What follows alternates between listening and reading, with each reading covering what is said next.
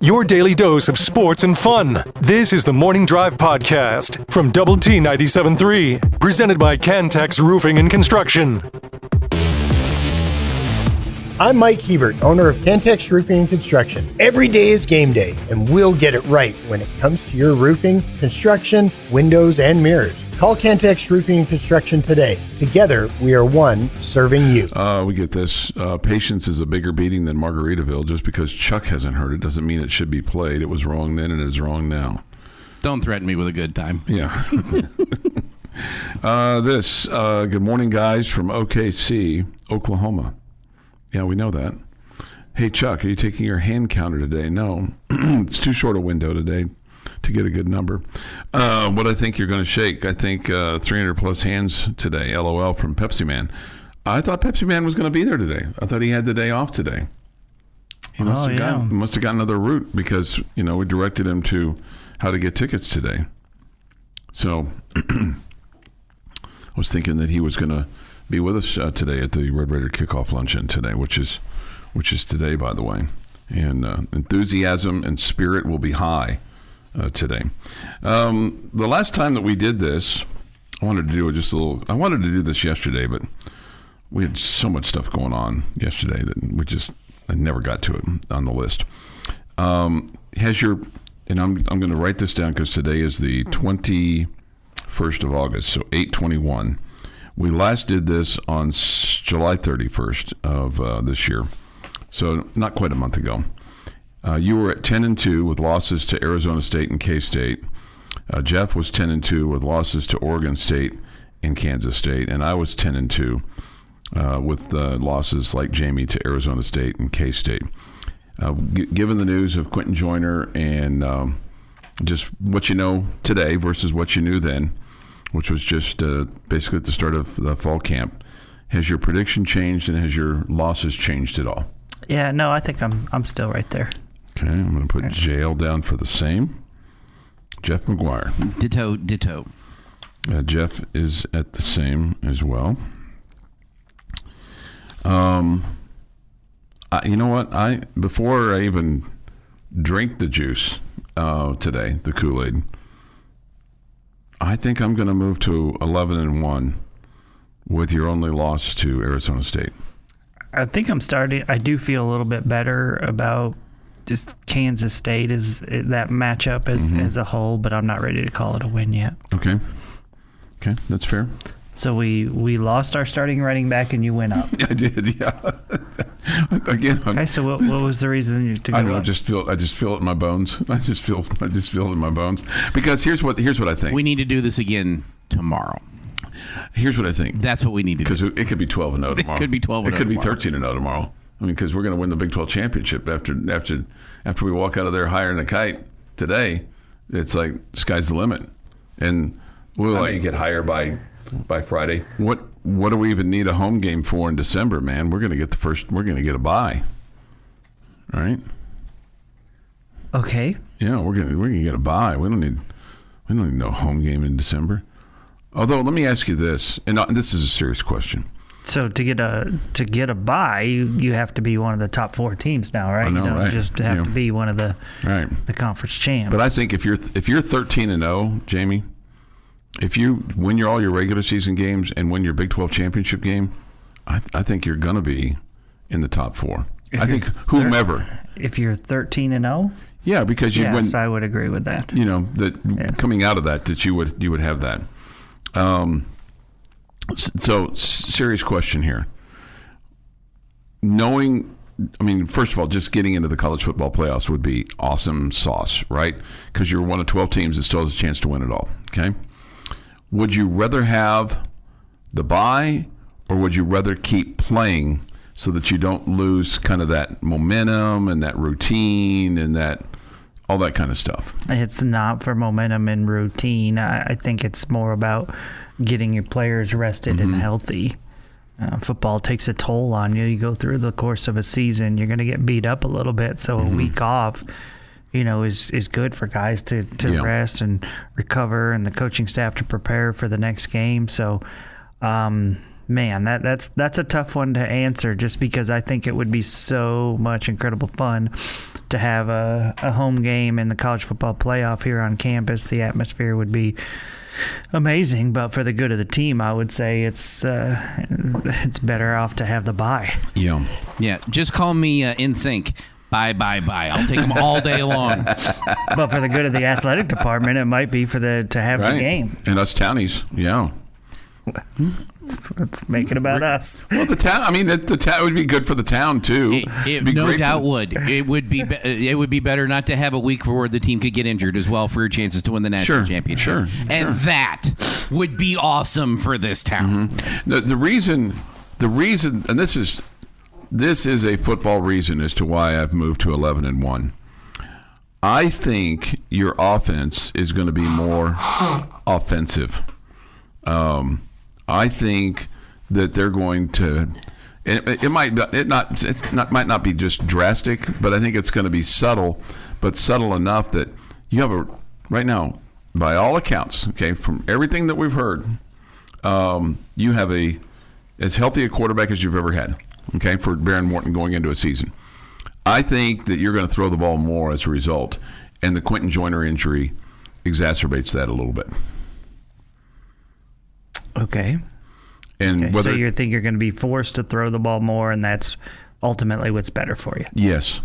Okay. I thought you should have thrown the ball more last year, but you couldn't. You couldn't because Morton wasn't 100%. You couldn't get the ball. He couldn't zip it downfield. And so you were forced to run the football probably, I think, more than what you wanted to do. Yeah, an offensive coordinator, that's not his bailiwick of, running the ball off tackle. He wants to throw the ball down the field, throw the ball down, but you couldn't because your quarterback was hurt and you had to protect him. Yeah, for a lot of reasons you couldn't. And also the running back was good, and your offense led the conference in scoring with him running the ball a bunch. I know, but... And even with as much as you ran the ball, defenses still found a way to eat up your defense on the number of minutes that they had to do it with. Yeah, you guys are talking too much sense here now. But you're right. You're both right. You're both right. But I think your defense this year, by all accounts, looks like it's going to be super.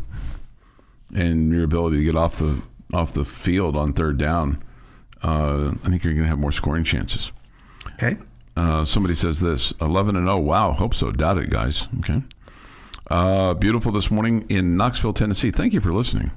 For the record, I have had the over and under for Tech football at 6 for years. Lived in Lubbock the last 20 years and pull for the Red Raiders hard. Back home in Tennessee now, and I have to say I have the over under at 7. Texas and Oklahoma gone gives me hope for one more win. Man, I'm thinking we're going to be way over 7. I don't know if there's a line for way over 7, but if we're at 7 or 8 or 9, there's going to be a lot of disappointment in this town. Yeah, I mean, obviously 9 is close. Just kind of depends on what it looks like a little bit, but at the same time, I feel like you're capable of more. Somebody says 13-0, question mark, good Lord. Pepsi Man reports he's on his way back from OKC. Okay. Somebody else reports busy day yesterday with the Dan Tana discussion. Yeah. I mean, look, got a lot. Was that yesterday? Yesterday or the day before yesterday? Might have been the day before yesterday. I don't know. Might have been yesterday. Man, a lot's happened since, we last convened here. Feels like. I mean, just it's busy time. Drinking out of a fire hose right now. We'll have Ranger Baseball. They won last night. The chance to split the series with Kansas City. They'll play a day game today. 12:30 the broadcast time. 1:10 first pitch. We'll have the Astros and the Orioles tonight from Baltimore. Man, Astros are struggling. They scored yesterday. I know. Eric Nadel even said that, too. He even said that, too. He said that it's exactly the thing he said. I think Matt Hicks gave the score, and Eric Nadel said, well, at least they scored, because they hadn't scored in the last 3 games. I mean, a little rich to be, throwing some shade, but it is what it is, right? It's the Astros. This is the Morning Drive Podcast from Double T 97.3, presented by Cantex Roofing and Construction. Jamie Lent and Jeff McGuire. I'm Chuck Heinz. And we get this from the Yates Flooring Center chat line off the Double T 97.3 mobile app, brought to you by Happy State Bank. Good morning, guys. Obviously, with the financial commitment that is put into this year's roster, the public's expectation is high. So is the team, so is the schools, so is the administration, blah, blah, blah. Which is honestly pretty typical for late August Red Raider fans. But speaking candidly, what do you guys think are the blind spots to watch out for this year? That's a good question, Jamie. Blind spots. The blind spots. I think part of it is maybe not giving enough credit to other teams in the Big 12 conference. You know, Arizona State was in the college football playoff a year ago, and they were the Big 12 champion, and you have to play them on the road, and so maybe that's a blind spot. You know, the Utah game, and maybe, you know, a lot of people feel like they'll be right there in the mix after being really, you know, disappointing last season, but really they lost a lot of close games, and now with a real quarterback, people think maybe they could be right back into being a conference contender. So maybe there's some of that. You've been a team that's struggled on the road, although you seem to clean that up last year, but maybe that comes back to haunt you. As far as just, you know, position by position, man, I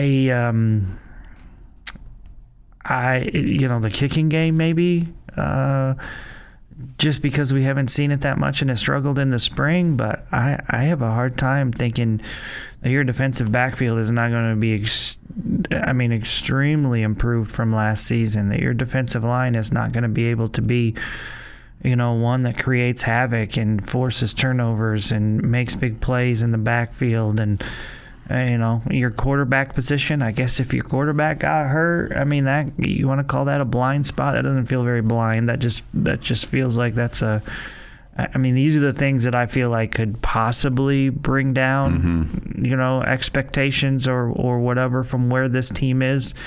I don't think it's the wide receiver position. The running back position yet to be determined. Especially now. So I just don't think because you are a team that's brought in a lot of talented guys, it feels like you can afford losing a guy here or there that we all know is typical throughout the course of a college football season. But, man, you don't want it to be Baron Morton, and, man, you don't want it to be Jacob Rodriguez, and, you know, guys like that are really important that you feel like would be really difficult to replace. Sure. I think those are all great points. Speaking of the kicking game, and Coach McGuire said this on his podcast after the scrimmage Saturday night, that they made 4 kicks. It still sounds like they haven't settled on one kicker because all of them made kicks. And I think if I'm remembering correctly here, Upton Belafont made a 47-yarder.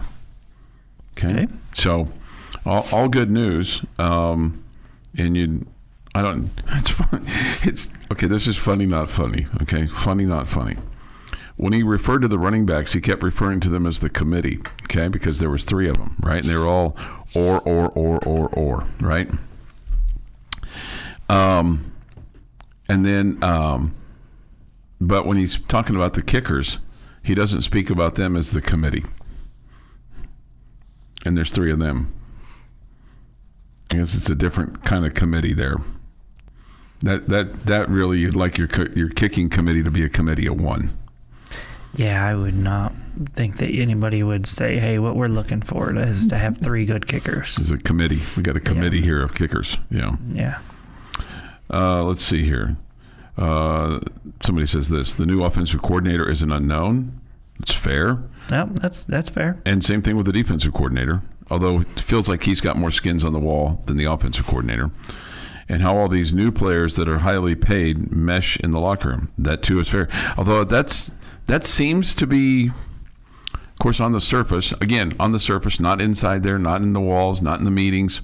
not going to lunch with them, so don't know who's chippy and who's not. Who's looking there and going, he gets paid more than me, and I'm doing more work than him, and I'm ahead of him, and he's making more than we haven't seen any evidence of finger pointing, but you haven't had any adversity yet either. And you also haven't played. Right. right. That was kind of really what. Somebody corrects me and said one of the kickers made a 54-yarder. Okay, great. Sweet. Awesome. Anyway, but yeah, you're right. I think, the thing that's interesting to me, because Coach McGuire fashions himself as he calls himself, I'm a defensive guy. He's a defensive coach. That's where he cut his teeth, right? As a high school assistant and as a college assistant. It's interesting that the hire for the new coordinators, you hired a more experienced defensive coordinator than you did an offensive coordinator. Yeah, that just may be what's available. Yeah, maybe so. And experience is not everything. No. Right? No. I mean, just because you got a little gray hair doesn't mean you're the smartest guy in the room. And even if you have a lot of gray hair or white hair, as some might say, some people who have gray hair might say, well, it's white. Okay. But that doesn't necessarily make you the smartest guy in the room either. Not by any stretch of the imagination. Okay. I know this by experience. I know that I'm not the smartest guy in the room. I know that. Yeah, I don't think hair color has anything to do with how smart Probably not. you are. But some people, you always hear that. Well, we need a little gray hair around here to kind of help things out. You always hear that. I need a little gray hair. A little gray hair wouldn't be a bad thing. This person says this. I just read the text, dude. By saying speaking candidly, is the text implying that you've been shining us on up to now? No. I mean, Jamie is the least shiner. I mean, he speaks candidly all the time. I don't glaze. Yeah, you don't. Thank you. That's a great word. Glaze. It's this new one for my daughter that my daughter uses that I'm stealing from her. She said. And she just stole it from donuts. I don't know that I would give her credit for that. She says, "Don't be glazing, Dad." Is that what she says? Like, let's say you're like, man, that Jeff McGuire, he works so hard. I think he's just the best employee that we have. And she would say something like, man, why are you glazing Jeff so much today? Was this the inquiring minds want to know? Was this the dinner table discussion at the Lents last night? I guarantee it was not me he was talking about when this happened. Yeah, glazing. He was using it as an example. I love that word. That's an awesome word, glazing. We get this: 2 as a couple, 3 as a few, 4 as a committee. Okay, 4 as a committee. 6:38 this morning here on the Morning Drive. Yeah, I think I agree with you with regard to the kicking. I just have in the back of my head that Oklahoma State's going to be better than what they're predicted to be. I know they didn't bring a whole lot of people in. I just have a hard time believing that Mike Gundy's going to have terrible seasons back to back. But we're in a different era that coaching doesn't necessarily mean everything. Sometimes the fattest pocketbook means more. And then the other, I don't think it's a blind spot because I think they've got to prove it. But the offensive line has got to show up and show out. But you can't really call that a blind spot because I think we all look at that and go, that's a glaring spot, right? Yeah, it's just right there in front of you, right? Yeah, it's glaring. That's the car that's in front of you. That's been slowing you down. That's been keeping you from, kicking it into, a Heinz speed and right. just cruising down the Autobahn. That's right. That's right. 6:40 this morning. We're swimming through it today. It's smooth sailing, too, today, all day today. Here on the Morning Drive. Take your thoughts, comments, Yates Morning Center chat line. Visual Edge IT hotline is open, too, at 806-771-0973. The Morning Drive podcast from Double T 97.3 is presented by Cantex Roofing and Construction. Thank you for being with us today with Jamie Lent and Jeff McGuire. I'm Chuck Heinz. We'll have Ranger Baseball on the air for you this afternoon, 12:30 the broadcast time. 1:10 first pitch from Kansas City, Rangers and the Royals. Rangers won last night. Man, I'll bet you at least the last 3 nights, Jamie. And maybe, I think it's the last 3. The very moment that I've tuned in, has been the moment that a home run was hit. Last night I got in my car. It was right about 6:40, which is first pitch time, and I heard Eric Nadel talking about, their pitcher and blah, blah, blah, and all of a sudden Wyatt Langford hits a home run. And that's like 3 straight days that I've tuned in, and the first guy up has hit a home run. So, okay, maybe you should tune in in the first. Well, I did tune in the first. Yesterday was the first. Okay. The last 2 nights have been the first. I think one of the day might have been a little bit later, but the Rangers won this game 6-3. They got it tied up in the 7th. The Rangers got a run in the first, a run in the 3rd, and a run in the 7th. The Royals got all 3 of their runs in the first. And I was listening to the game, and I didn't understand this, and then I read later what happened. The Rangers started, and I told you about Jacob deGrom not being able to go yesterday because he had some tired shoulder, basically. They said nothing wrong with the shoulder and that he would make his next start, so we'll see. Caleb Buechley started yesterday, and he promptly gave up 5 hits and 3 runs in his 3 innings of work, all of them earned. He walked 3, struck out 1, gave up a home run, but all 3 of the runs were scored in the first inning. But they were talking about how the lineup was done by a committee of Bruce Bochy and the general manager Chris Young, and then one of the assistant coaches. And I learned later the reason for that was that particular coach, Luis Ureta, I think is how you pronounce his name, was serving as the interim manager, the bench coach, because Bruce Bochy had to leave to take care of some personal business. They did say that it wasn't his own health, that it wasn't related to his health, which apparently had been an issue during his time with the San Francisco Giants. Bochy is 70 years old, okay? But at any rate, he left the team to deal with a personal matter.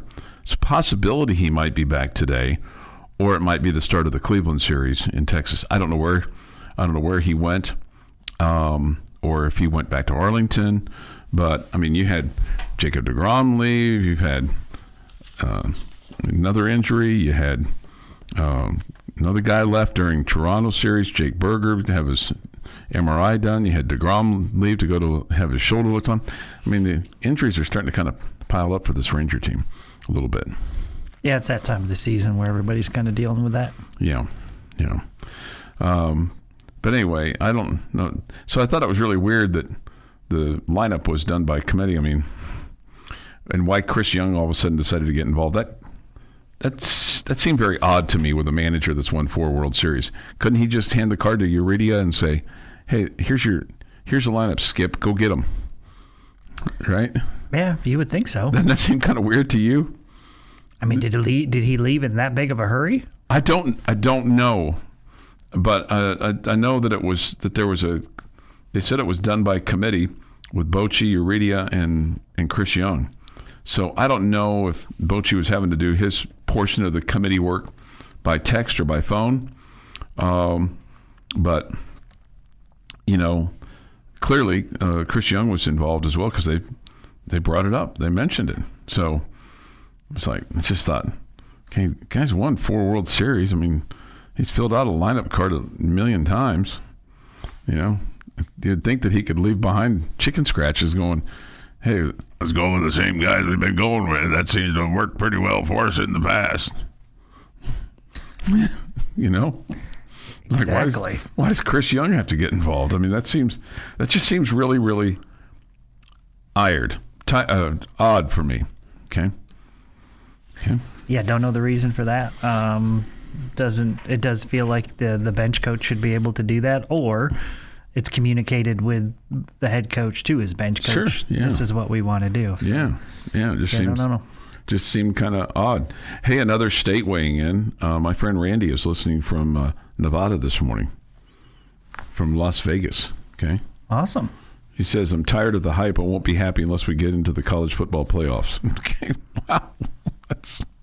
We'll pass that along to the head coach today. Okay. Somebody says this with regard to the Rangers. The season is pretty much over. Not making the playoffs. See why I might want to get certain guys work. Maybe so. But doesn't BB know that too? You see Chris Young being called CY, but you don't ever hear Bruce Bochy being called BB. Yeah, no.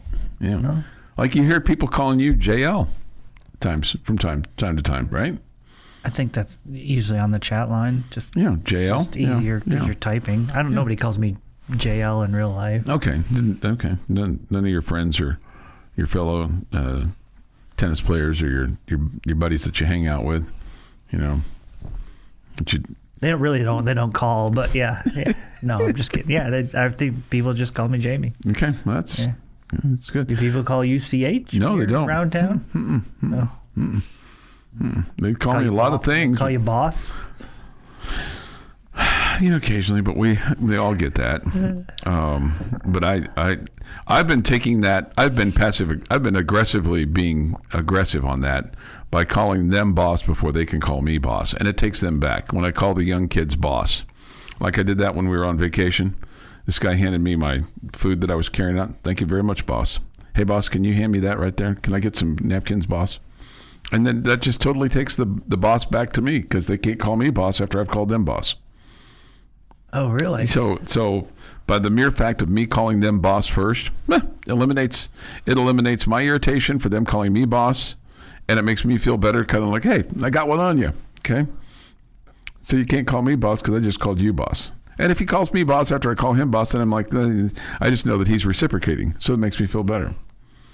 I don't have this underlying irritation. Okay? Right, Chief.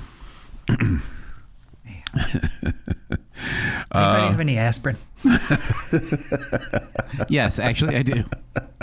I do too. I've got some. If you need some. I think CY is more hands-on right now because he's looking to the offseason. There's a lot of work to do on that roster. CY is planning on the future. Bochy probably not part of the future in reality, right? He's probably got another year, maybe another year. We'll see. Another injured pitcher, Cole Winn, is now on the injured list for the Rangers as well. Okay. So and John Gray, who's still on the injured list, is waiting a diagnosis from a vascular specialist. He's dealing with thoracic outlet syndrome. Good God, that sounds awful. Doesn't sound, anytime you're dealing with cardiologists, it's not always the most positive thing that you can do. No, it's really not what you want to be doing. Yeah, but it's good to have them if you need them, because they're going to keep you from having the old widowmaker, which you don't want to do that. No, you do not. Yeah. 7:25 this morning here on the Morning Drive. This suggestion, some of us might need to grow up. When you say some, are you suggesting me? There's that possibility too. Your daily dose of sports and fun. This is the Morning Drive podcast from Double T 97.3, presented by Cantex Roofing and Construction. Jamie's question of the day on Double T 97.3, presented today by someone not named Jamie, is brought to you by Connecticut of West Texas.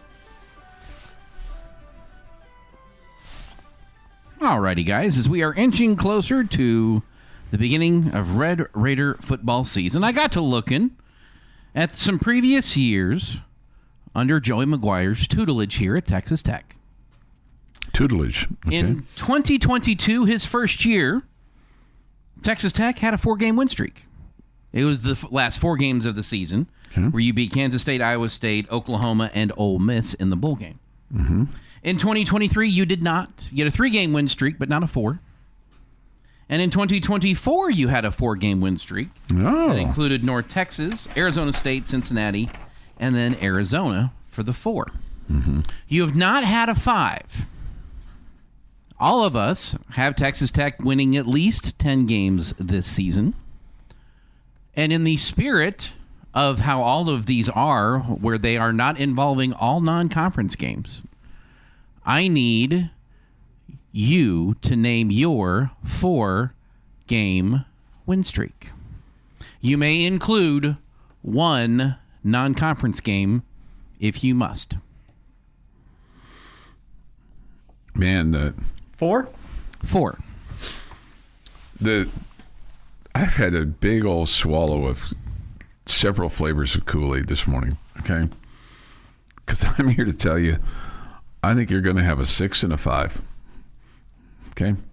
I think you're going to win your first 6. You realize I said you can only have one non-conference game in the 4. I understand that, okay? And then I said you're going to have a 5, the last 5. You're going to win your first 6 and your last 5. Okay. That's what I think today.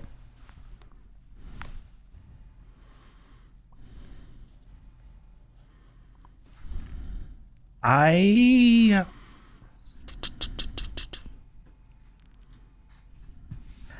will take September 13th through October the 11th as the most likely to win 4 straight.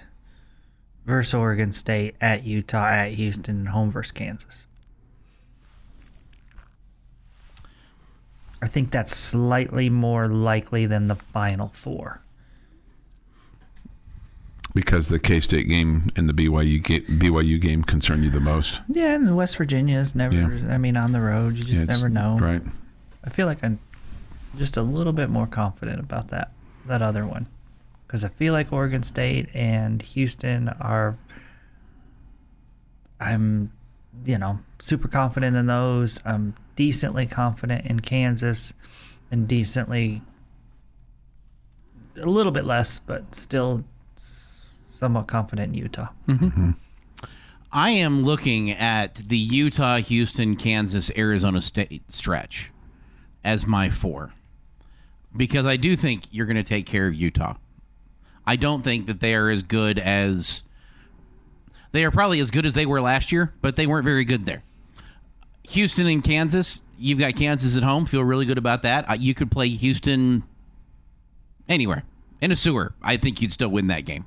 And then Arizona State, you had their number last year, and I don't know that they're better than last year. I think they're a good football team. I think Arizona State is a good football team. I just think you are better. So that's my 4 leading into, by the way, Oklahoma State for 5. So, let me just get this straight. I'm not trying to be that guy. Okay. Go ahead. But I'm going to be a guy. You feel better on the road against a team that just won the conference and played in the college football playoff and returns their starting quarterback and is one of the favorites in this conference. On the road. Than you do at home against Oregon State. Yes. Who's not a good football team.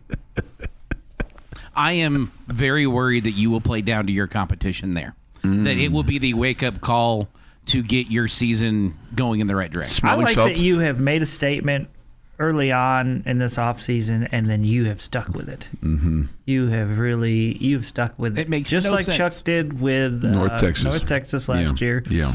You have stuck with it. And sometimes as sports fans, we say things and it doesn't make sense, but it's not rational, but it's just how we feel. Mm-hmm. And that's where it feels like that's one of these here. Home against Oregon State or on the road at Arizona State. Jeff feels better about on the road at Arizona State. Yes. And if you could right now to the sports gods whisper in their ear, you would say Kansas State is the one I want the most. Yeah. Followed by Oklahoma State. Okay. Yeah. I was going to say that's because it's relevant to what we were just talking about, shockingly, that you would take a loss at home to Oregon State for a win on the road at Arizona State.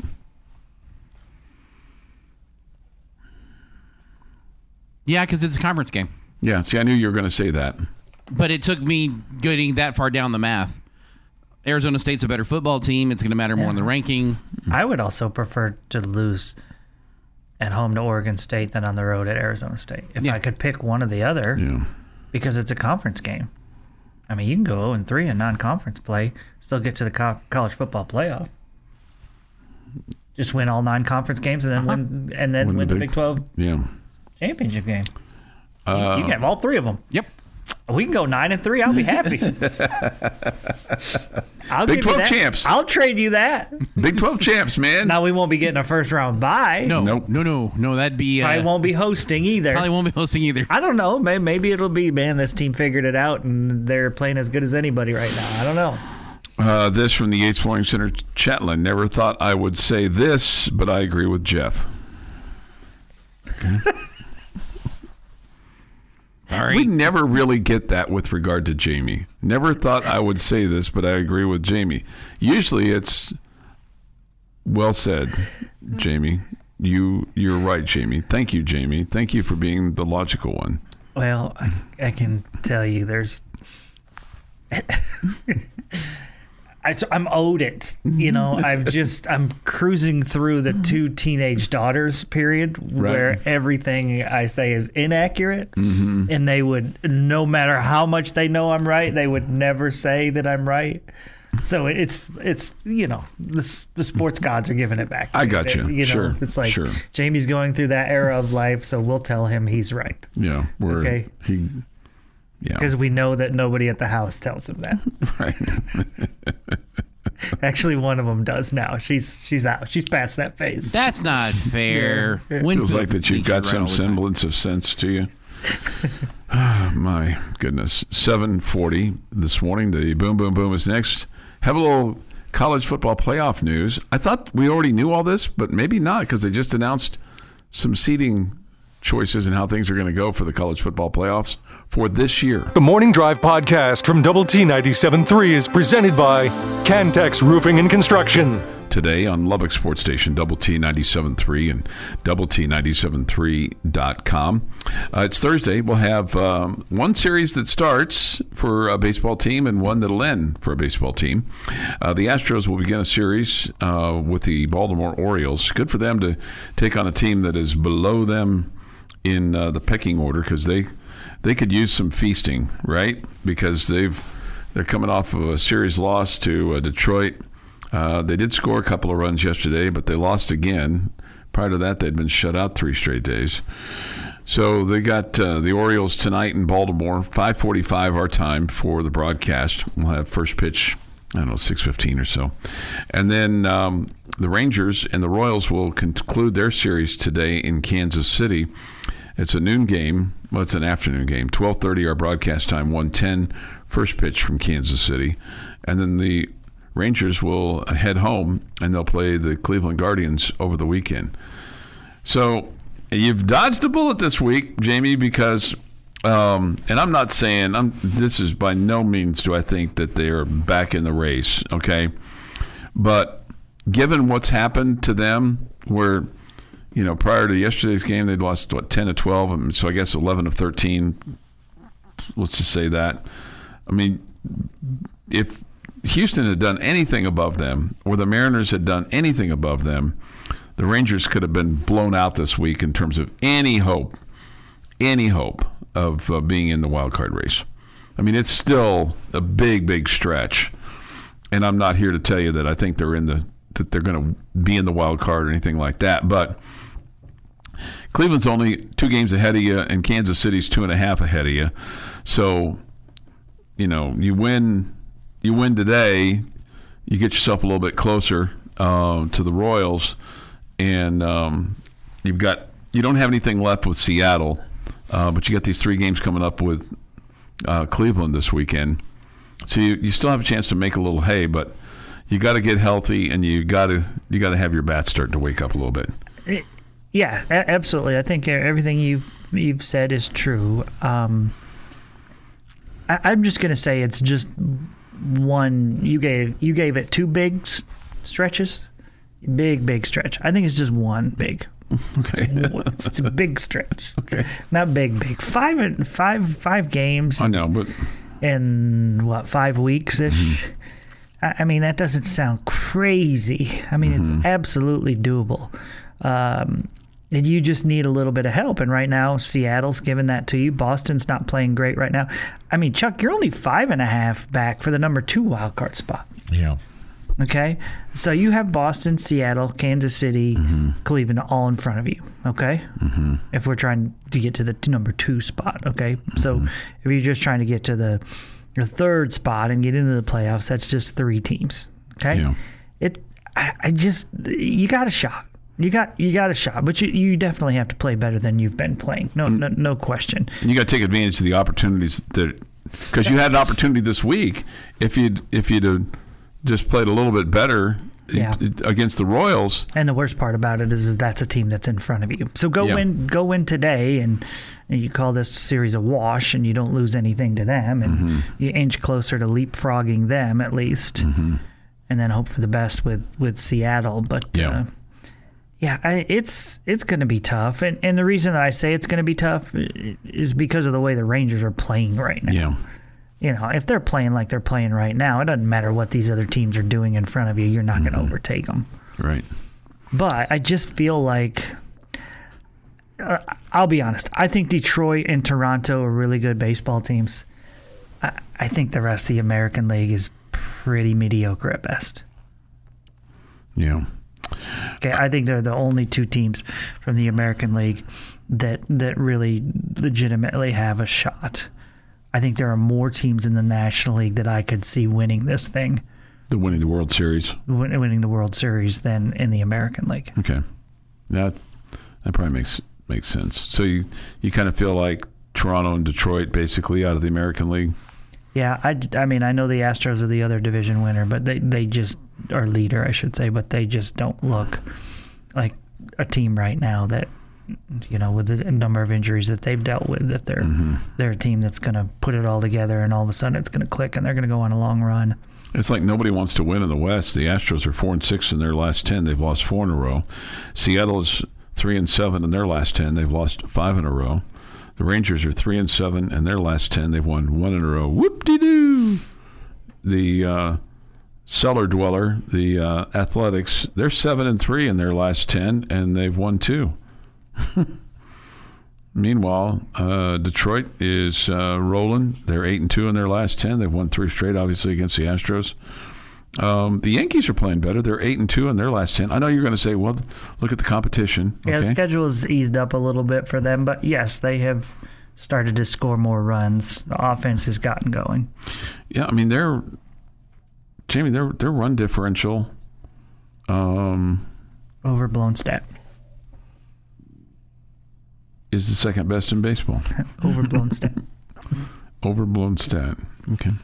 All right, well, I guess I'd rather have a team that is good in the clutch and wins a lot of close games than a team that every once in a while can hit 9 home runs and beat you 13-3. Okay. Okay. Wouldn't you? Yeah. No, you're right. You're right. And that team with their big bats, and their reliance on the home run, they're going to have big offensive days every now and then and put up big numbers and win by a bunch. But at the same time, if you can't hit in the clutch and you can't, situational hit and all that good stuff, and you're relying on the home runs and you're not hitting home runs, then you're going to lose close games. And that's what that team does. And then it's similar recipe for the Rangers because they have not won close games. They have not been clutch. It's not about hitting home runs for them. They just haven't been able to get stops or get that big hit when they need it. I mean, they've scored early in games. Very rarely have they come back and won a game like they did last night, where they were able to tie it up and then win it in the 9th with 3 runs. I mean, whew. And then hold them, and not give up 4. So, this agreed, Jamie. The Astros have tried to give the West to Texas, and they said, nope, we're good. Win the division with 88 wins. Okay. Nope, we're good. We're good. Yeah, we're good. We don't want to play in October. I think they said, nope, we're mediocre.